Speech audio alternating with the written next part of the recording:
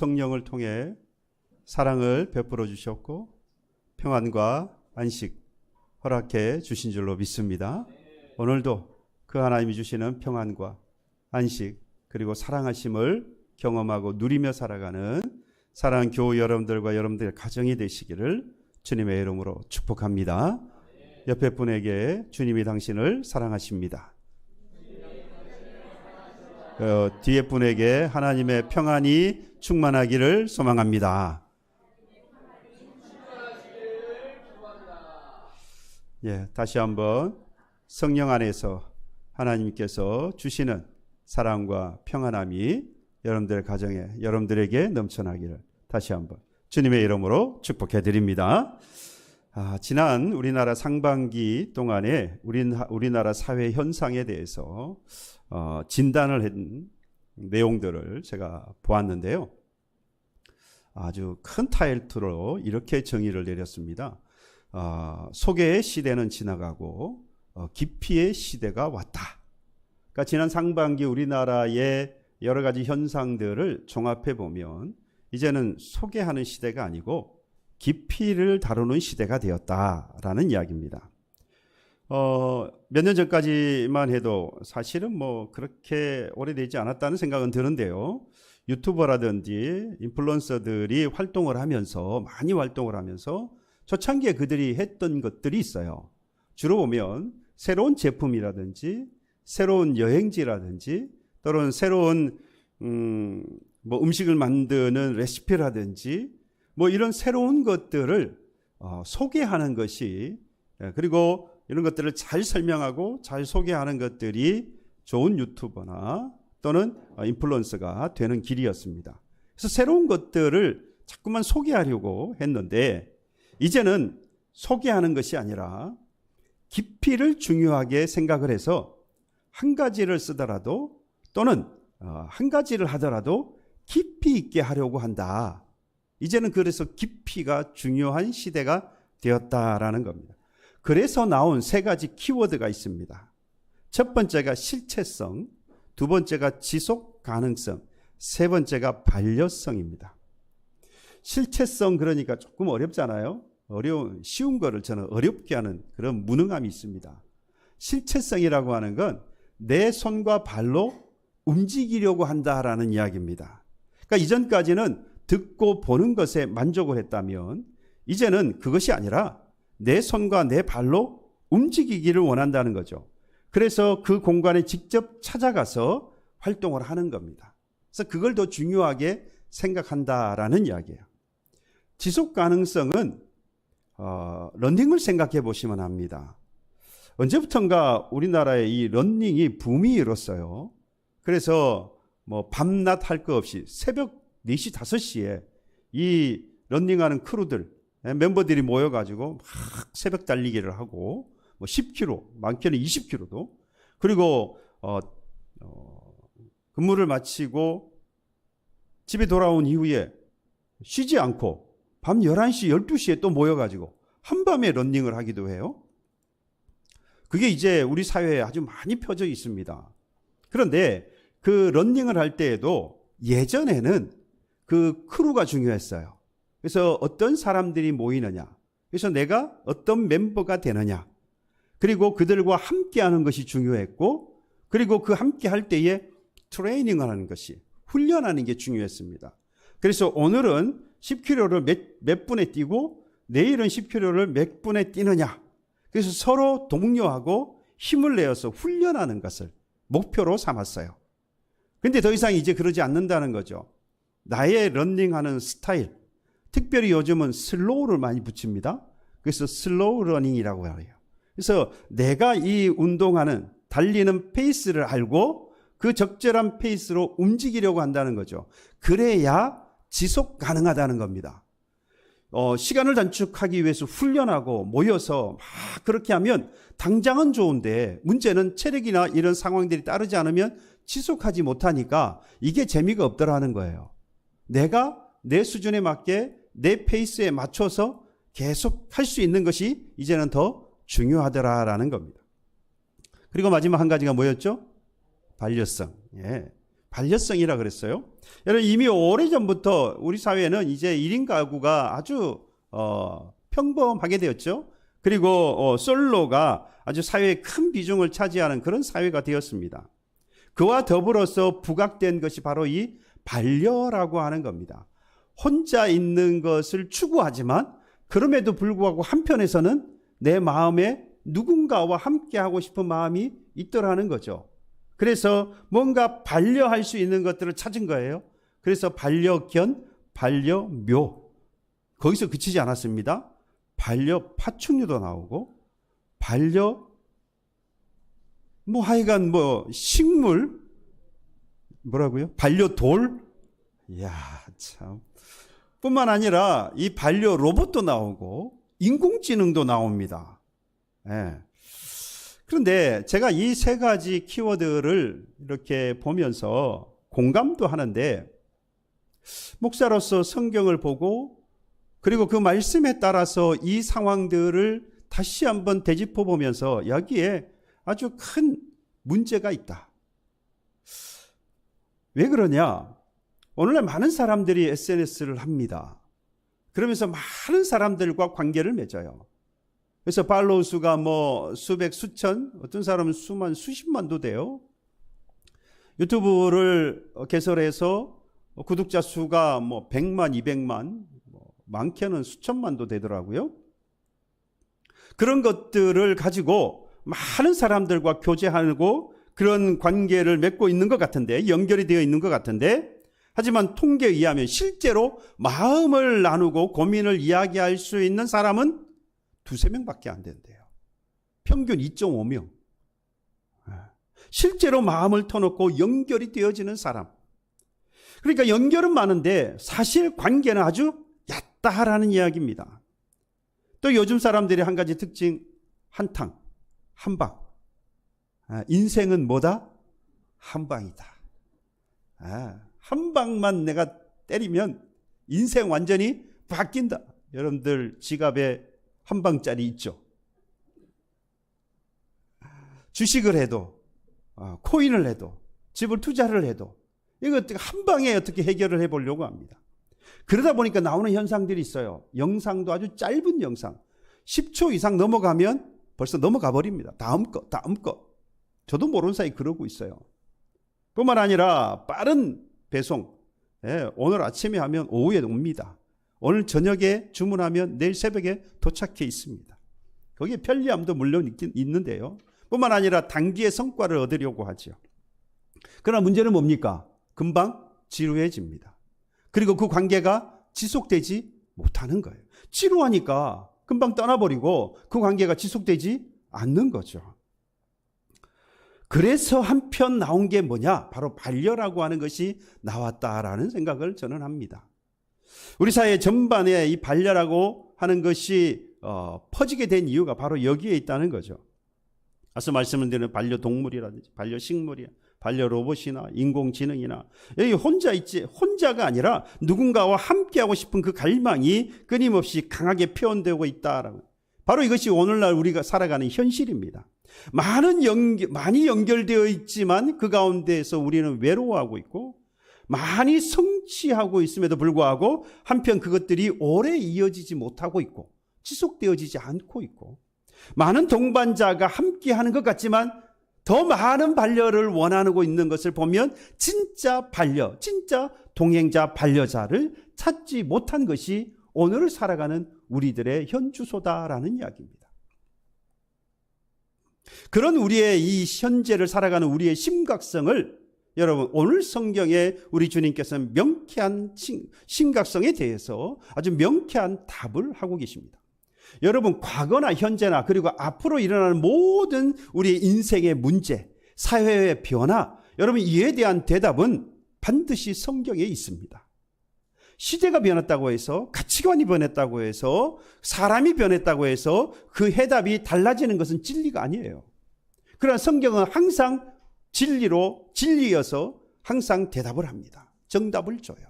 오늘 우리가 가지고 있는 바로 이 문제에 대해서도 우리 주님께서 정확하게 그 답을 해 주십니다. 내 안에 거하라. 나를 떠나서는 너희가 아무것도 할 수 없다라고 말씀하셨어요. 그런데 이 말씀은 쉽게 이해가 되지 않아요. 왜냐? 내 안에 거하라라고 하는 그 말 자체가 너무 추상적이에요. 내 방에 있어라 그러면 이해가 돼요. 그죠? 그 비행기에 타라, 그 차에 들어가라, 이해가 돼요. 근데 내 안에 거하라 그러니까 이게 좀 추상적이에요. 뿐만 아니라 그 다음 나를 떠나서 너희가 아무것도 할 수 없다. 아니, 내가 지금 살아오면서 살아갔던 것들이 아무것도 아니라는 이야기인가? 내가 살면서 무의미한 것도 물론 있었어요. 그러나 우리도 분명히 살면서 유의미한 것도 분명히 있지 않았습니까? 가정생활하면서 사회생활하면서 교회생활을 하면서 우리가 분명히 유의미한 것들도 많이 있었는데 우리 주님은 오늘 나를 떠나서 너희가 아무것도 할 수 없다. 아니 도대체 왜 주님은 이런 말씀을 하셔야만 했을까? 왜 그랬을까요? 주님은 우리가 어떤 존재인지를 너무 잘 알고 계셨기 때문입니다. 앞서 제가 서두에 말씀을 드렸던 것처럼 지금 우리나라의 사회 현상이 실체성과 그리고 지속 가능함과 그리고 반려성이 지난 우리 한 해 계속해서 이어져 왔다라고 말씀을 드렸는데 사실은 그렇지 못한 우리라고 하는 사실을 우리 주님께서 너무나도 잘 알고 계셨다라는 겁니다. 바꿔 말하면 우리 주님께서는 우리가 실체성이 없는 사람이라고 하는 것을 우리 주님은 아셨다라는 이야기입니다. 우리는 많은 것을 듣고 많은 것을 봅니다. 그러나 정작 보고 들은 것만큼 우리가 손과 발로 움직이느냐라고 질문한다면 여러분 그렇습니까? 우리가 보고 듣는 것만큼 우리는 행동하지 않습니다. 우리의 손과 발이 움직이지 않아요. 훨씬 더 우리는 많이 보고 있고 많이 듣고 있다라는 이야기입니다. 현대사회를 보면 이 문제가 가장 많이 두드러지고 있죠. 우리는 운동을 열심히 하는 영상들을 봅니다. 어떻게 하면 운동을 열심히 할 수 있느냐? 건강 강의를 많이 봅니다. 그런데 실제로 운동하지 않아요. 듣는 것은, 아는 것은 많은데 그것만큼 움직이지 않는다는 이야기죠. 제가 이 한 의사에게 이 패널즈 가운데에서 한 사람이 질문을 했습니다. 아니, 언제 운동을 하는 것이 가장 효과가 좋습니까? 아침에 하는 게 좋습니까? 저녁에 하는 게 좋습니까? 공복에 하는 게 좋습니까? 아니면 식사 후에 하는 게 좋습니까? 어느 게 답이죠? 그 의사가 뭐라고 대답했을까요? 다 좋은데요. 운동부터 하세요. 얼마나 답답했던지 아침이고 저녁이도 좋고 공복이든 식사 후든 좋으니까 일단 운동부터 하세요. 그 이야기를 하더라고요. 아, 맞다. 여러분 환경보호를 외칩니다. 그래서 일회용품을 쓰지 말자고 해요. 그러나 머리로는 옳다는 거 압니다. 하지만 우리가 실제로 행동으로 따라가지 못하는 경우가 많죠. 직장에서 정직과 성실을 이야기합니다. 하지만 우리는 작은 편법 앞에서 스스로 무너지고 타협하기도 해요. 말과 행동이 일치하지 않는다는 겁니다. 우리가 예배를 드리면서 하나님 앞에 그 말씀의 결단을 가지고 아멘으로 화답하기도 합니다. 한데 삶의 현장으로 돌아가면 그 아멘은 사라져버리고 내 손과 발은 세상을 향하고 있는 것을 봅니다. 교회에서 봉사하겠다고 결심을 합니다마는 실제로 누군가가 수고하고 헌신하는 것을 보면서 그저 방관할 때가 많아요. 말씀을 듣고 감동하긴 합니다마는 가정에 돌아가서는 언제 그랬냐는 듯이 화를 내고 있는 나의 모습을 보면서 여러분 실망하지 않습니까? 성경을 여러 번 읽었습니다마는 그것들이 머릿속 깊은 곳에 남아 있습니다. 하지만 그것이 삶의 현장에서 실천으로 드러나느냐? 그렇지 못한 것을 보죠. 말씀과 내 삶이 분리되어 있는 그러한 모습 속에서 적당히 세상과 타협하는 그런 모습 속에서 나도 모르는 사이에 나에게 실망을 합니다. 이것이 바로 실체성 없는 우리 신앙의 모습이다라는 거예요. 지식은 많지만 순종이 없고요. 말은 많지만 행동이 따르지 않는 것, 곧 손과 발이 움직이지 않는 바로 그 신앙, 이것이 우리의 문제라고 하는 사실을 우리 주님이 너무나도 잘 알고 계셨다는 이야기입니다. 뿐만 아니라 우리가 지속할 수 있는 힘이 없다는 것을 우리 주님이 너무나도 잘 아셨어요. 우리의 감정이 얼마나 쉽게 타오릅니까? 특히나 요즘 이 시대는 정말 이 분노를 조절하지 못하는 그런 일들로 인해서 엄청난 일들이 일어나잖아요. 사람을 그냥 입에 담을 수 없는, 아무것도 아닌데 그 사건이 문제가 아니라 뭘 다스리지 못해요? 화를 다스리지 못하는 거예요. 바꿔 말하면 감정을 주체하지 못하는 겁니다. 좋은 일에 너무 쉽게 좋아하고 또 아무것도 아닌 일에 너무 쉽게 화를 내고 분노하는, 지금 우리가 그런 감정에 쉽게 불타오르고 꺼져버리는 그런 시대를 우리가 살아갑니다. 처음 우리가 예수님을 만났을 때를 기억해 보십시오. 그 감격이 얼마나 대단했습니까? 그 하나님 주신 은혜가 얼마나 불타올랐습니까? 그런데 지금 오늘 우리는 일상을 살면서 그 일상의 무게에 하나님이 만났을 때 그 기쁨, 그 감격, 그 은혜가 다 눌려버리지 않습니까? 우리가 너무 감정에 쉽게 휘둘리기 때문이라는 거예요. 여러분, 이스라엘 백성들 한번 보실랍니까? 하나님께서 그들을 애굽에서 이끌어내셨습니다. 10가지 재앙을 보았어요. 그리고 홍해를 건너갔습니다. 그 홍해를 건너올 때에 바로와 그의 군사들은 거기서 수장되는 것을 그들이 봤어요. 여러분, 들은 게 아닙니다. 옛날에 그랬대가 아니에요. 자기들이 눈앞에서 그 사건을 직접 보았어요. 그런데 얼마 지나지 않아서 먹을 것이 없다고 하나님 앞에 원망을 하고 말았습니다. 우리를 이 광야로 인도해서 죽이려고 하느냐? 여러분, 뭐가 문제였다는 거예요? 은혜의 감격을 뭐 하지 못한 겁니까? 지속하지 못했다는 거예요. 그게 바로 우리라는 겁니다. 순간의 열정, 타오르는 그 열정, 문제는 그것이 오래가지 못하다는 거예요. 주일에 한 주간 주를 위해 살아보겠다고 결단하지만 월요일이 되면서 다시 세상으로 돌아갔을 때에 그 결단은 벌써 사라지고 없어요. 기도할 때 불같이 뜨겁게 타오르는데 다음 주일 오기 전에 꺼져버린 나를 봅니다.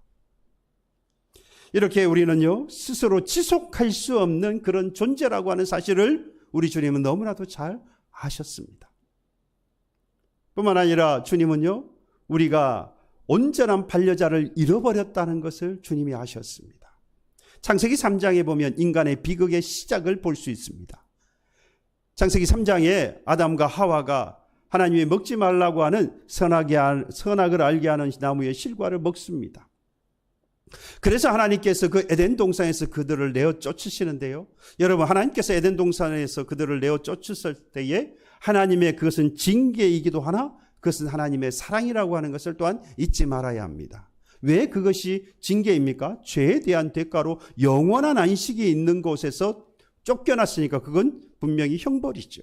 그런데 왜 하나님의 사랑이라고 말합니까? 바로 그 생명나무 선악을 알게 하는 나무의 실과와 함께 동산 중앙에 생명나무가 있었습니다. 여러분, 죄인이 생명나무의 실과를 먹으면 영원히 살 거예요. 뭐로 영원히 사는 겁니까? 죄인으로 영원히 살아요.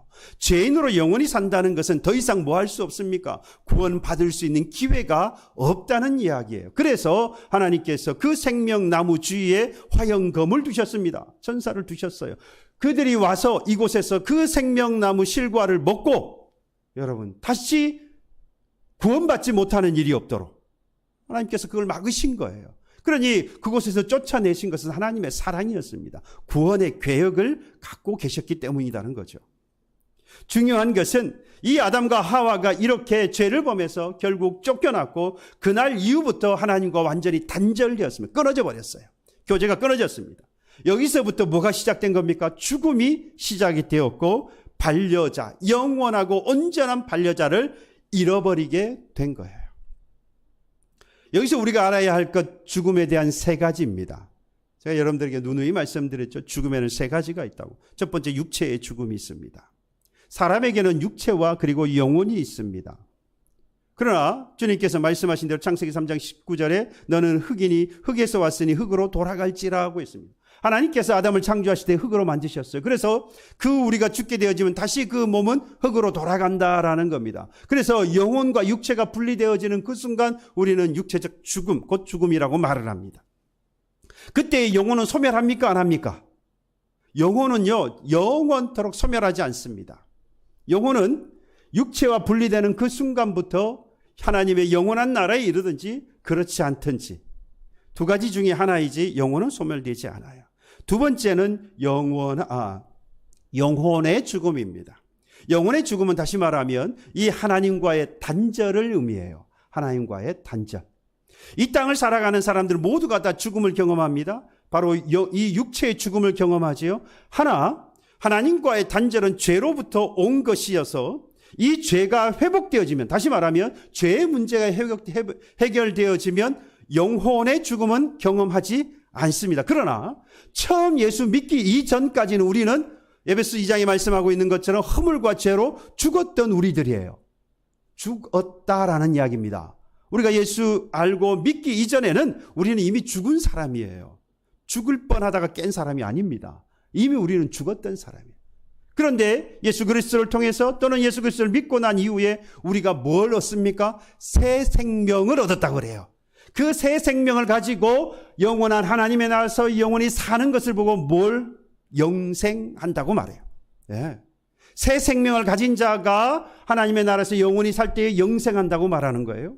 그러니까 지금은 우리는 예수 그리스도를 통해서 하나님과의 단절이 이제는 회복되어져서 뭘 가지고 사는 사람? 새 생명을 가지고 사는 사람입니다. 세 번째가 영원한 죽음입니다. 영원한 죽음은 하나님과의 완벽한 분리를 이야기합니다. 그래서 영원한 형벌이고 지옥을 의미해요. 이거는 회개와 구원을 완벽하게 거부한 자가 맞게 된 최종의 징벌이라고 할 수 있죠. 더 이상 기회가 없습니다. 되돌릴 기회가 없어요.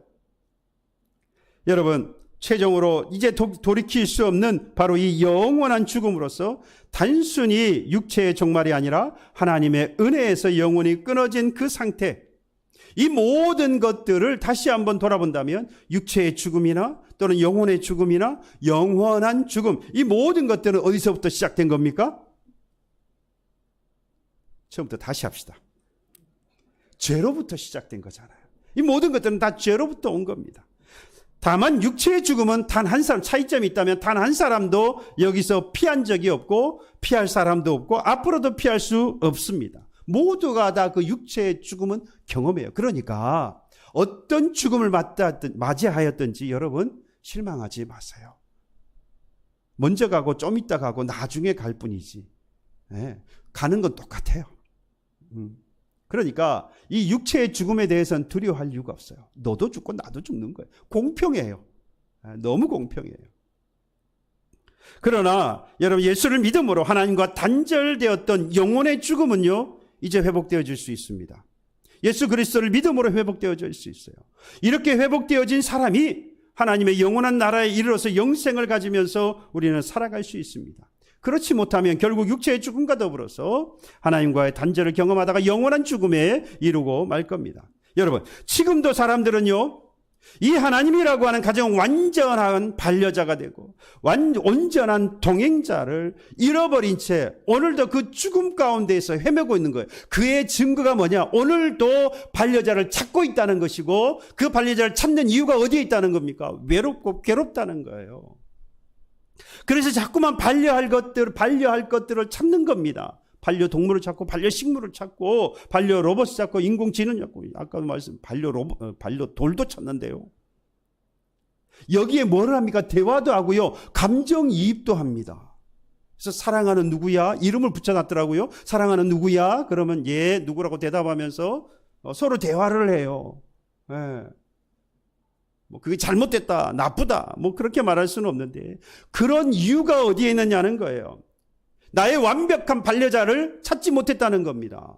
무엇 때문에요? 죄 때문에요. 그 죄가 주는 외로움과 고통 가운데에서 빨리 벗어나야 하는데 온전한 반려자가 되어지는, 완벽한 반려자가 동행자가 되어지는 하나님을 찾지 못하다 보니까 이 세상에서 자꾸만 다른 어떤 반려할 것들을 자꾸만 찾더라는 겁니다.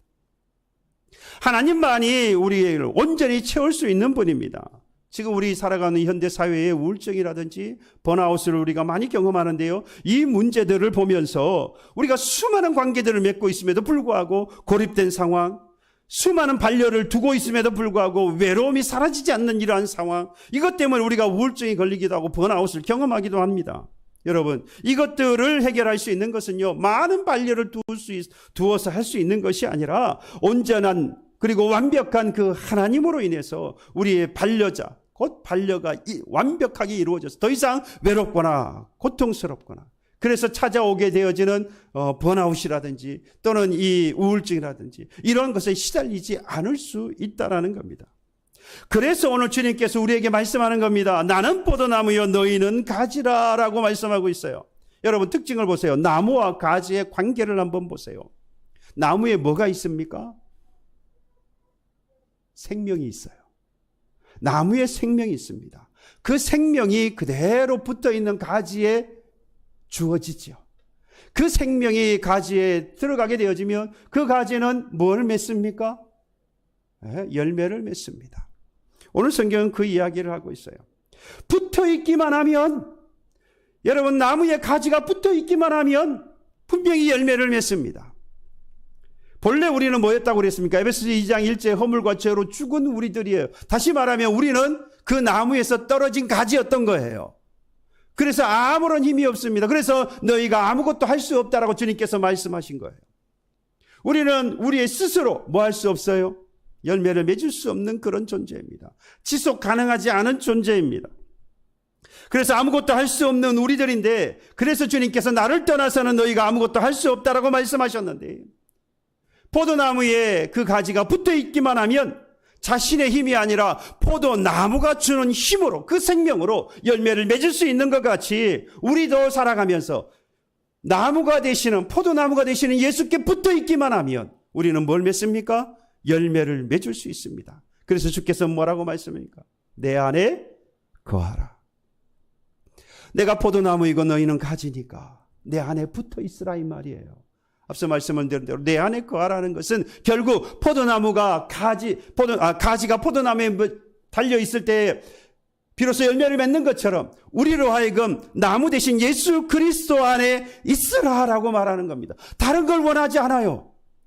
우리 주님께서 대단한 것들을 우리에게 요구하시는 것이 아니라 내가 나무이니 가지인 너희는 내 안에 있으라. 나와 함께 있으라. 가지가 할 일은요, 나무에게 붙어 있는 겁니다. 우리가 그리스도 안에 있을 때에 그 생명이 우리에게 임하여서요, 이전에 움직이지 못했던, 실체성이 없었던 우리의 손과 발이 움직이기 시작합니다. 왜? 뭐가 들어왔으니까요? 생명이 들어왔으니까. 생명이 들어왔으니까 가지가 마치 자연스럽게 열매를 맺는 것처럼 움직이는 겁니다. 억지로 노력해서 되는 것이 아니라 주님의 생명이 우리 나를 살려서 자연스럽게 순종과 실천을 할 수 있도록 한다는 거죠. 우리의 지식은 행동으로 바뀌어지고요, 우리의 다짐은 실천으로 나타나는 겁니다. 말과 행동이 일치하지 않던 우리의 옛 모습, 그 전에 가지고 있던 이 문제들이 해결되는 거예요. 주님 안에 거하시기 바랍니다. 주님이 여러분과 함께 하실 것을 약속하셨습니다. 그 생명으로 우리의 지식이 행동이 되고 말이 능력이 되는 놀라운 변화가 일어나게 될 줄로 믿습니다. 뿐만 아니라 4절에 보시면요, 가지가 나무에 붙어 있지 아니하면 스스로 열매를 맺을 수 없다. 여러분, 이건 감정과 열정이 지속될 수 없었던 이유가 바로 여기에 있었다라는 이야기입니다. 가지는 스스로 오래 살지 못하잖아요. 그러나 포도나무에 붙어 있는 한 끊임없이 뭘 받습니까? 생명을 받아요. 영양분을 받습니다. 나는 지속 가능하지 않은데, 존재 자체는요, 우리는 가지니까. 그런데 생명의 근원이 되는 나무와 붙어 있기만 하면 그 생명에 공급받고 영양을 공급받아서 우리는 계속해서 지속할 수 있는 거예요. 포도나무에 붙어 있는 그 가지 한번 보십시오. 계절이 지나가면서 열매를 맺고 그 다음에는요, 열매를 다 따고 나면 겨울이 되어지면 마치 죽은 것 같아요. 말라 비틀어졌습니다. 그런데 따스한 봄바람이 불고 봄이 찾아오게 되어지면 생집이 돋습니다. 그리고 때가 되어지면 열매가 맺는 걸 보잖아요. 우리의 신앙이 마치 그와 같습니다. 우리가 그리스도 안에 있을 때 감정의 기복이 일어나고요, 심경의 변화가 자꾸만 일어나는 우리 이유가 뭐가 있습니까? 그리스도 안에 있다면서도요. 여러분, 그럴 수 없어요. 세상이 아무리 변화되어지고 내 삶의 형편이 아무리 바뀌어졌다고 할지라도 우리가 그리스도 안에 있으면 나는 결코 변질되어지지 않습니다. 움직이지 않아요.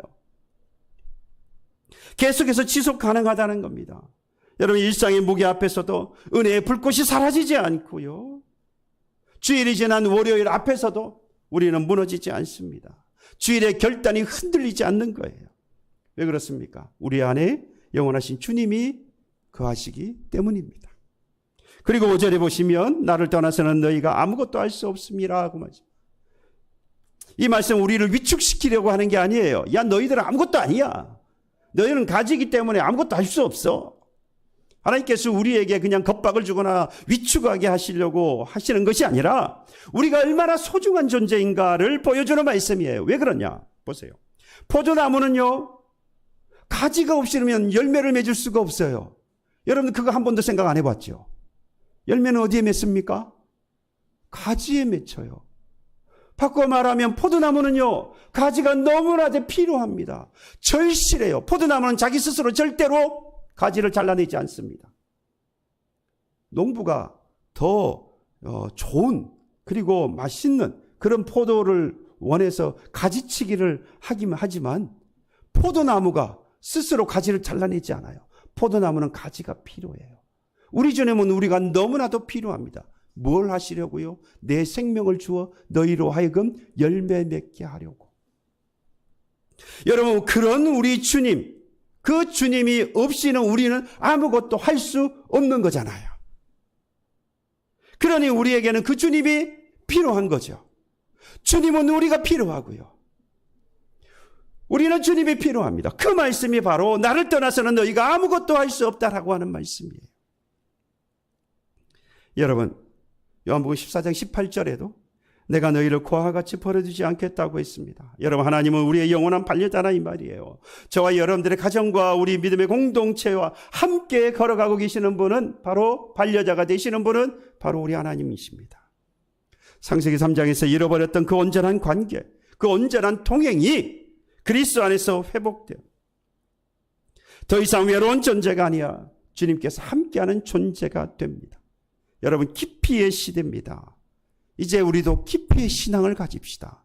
시대는 깊이의 시대로 가고 있는데 우리의 신앙은 얕은 신앙에서 멈춰서야 되겠습니까? 세상이 이렇게 흘러갈 때 내 신앙을 한번 돌아보십시오. 내가 깊은 신앙의 갈 길로 가는 비결 딱 한 가지입니다. 내 안에 거하라. 그리스도 안에 거하는 것입니다. 이것이 저와 여러분들이 살아가는 오늘날의 인생의 문제의 답입니다. 하루속히 이 얕은 신앙에서 벗어나야 합니다. 실체성, 드러나는 것이 없는 신앙, 지속되지 않는 믿음의 삶, 반려자, 온전한 반려자가 없는 그러한 신앙에서 우리는 벗어나기 위해서 하루빨리 주님 안에 거해야 합니다. 그럴 때 우리의 신앙은 행동이 되고요. 시간이 지나도 흔들리지 않고요. 상황이 바뀌어도 우리의 믿음은 흔들리지 않습니다. 혼자가 아니라 동행하는 하나님을 바라보며 오늘도 승리하며 살아가는 저와 여러분들 될 줄로 믿습니다. 이 믿음 가지고 오늘도 깊이의 시대에 깊이 있는 신앙의 소유자가 되어서 승리하여 하나님께 영광 돌리는 사랑하는 저와 여러분들이 되시기를, 여러분들 가정 되기를 주님의 이름으로 축복합니다. 찬송합시다. 나의 안에 거하라. 나의 모든 환난과